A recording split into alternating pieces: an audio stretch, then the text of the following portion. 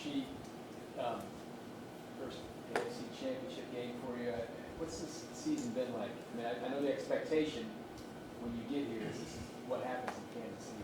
But has anything surprised you throughout this playoff run? Nah, not necessarily. To be honest, the most surprising part is, it's just a different perspective when you're watching on TV and you don't have like personal relationships with those guys. And I mean, just being a part of it and, actually having to put your head down and grind to get to where you got to get.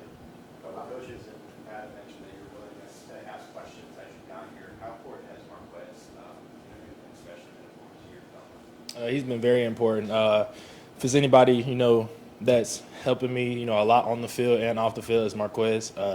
Anything I need to know, he's there for me to help me even when it comes to playing, against other teams. He's been in the league for 5-6 years, so he's been playing against a lot of those guys, so he can let me know anything I need to know.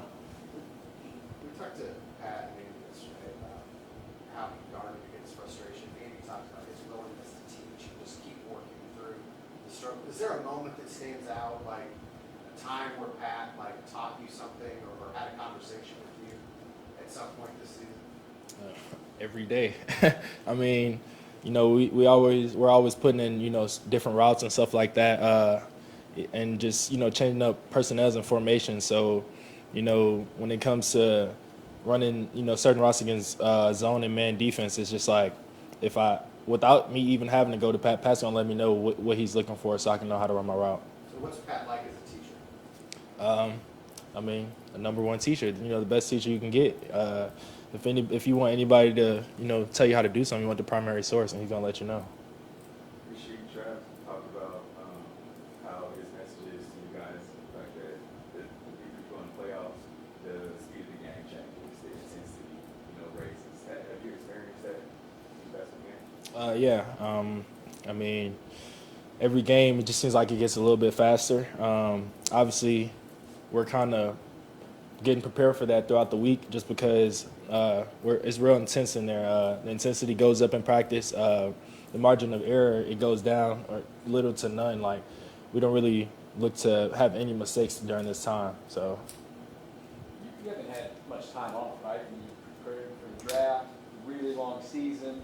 How's the body feel? Took a pretty good shot in the second half of that game and holding up physically throughout all this as well?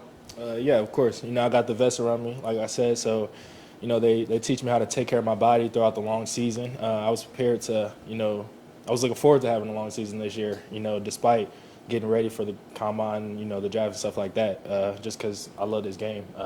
I didn't get to the NFL to have a short season. Did you get anything in particular that you've changed, that you've learned from the vets? I mean, whether it's sleep habits or food or anything that's prepared you to do this? Everything. Eating habits, definitely sleep, but like I said, just staying on top of your body. Even, our days are long. I get up in the morning for treatment, and I'm ready to go home like 30 minutes away and just get away and go lay in my bed, but I got to go back to the training room to stay on top of my body. Rashee, can I talk about playing some of these games on the road, and that was a big storyline last week is what the Chiefs would look like in the postseason on the road. From what I know you're a rookie, but from what you've been able to observe, what is it about this locker room or about this team that when 70,000 people are booing you guys, you've been able to respond and perform? I would say the fact that, we know that it's the Chiefs versus everybody, no matter if, the fans feel like the refs are on our side. We just know we come here every day, to put in the work together. So if anybody is going to be, leaning on somebody, it's going to be us, each other.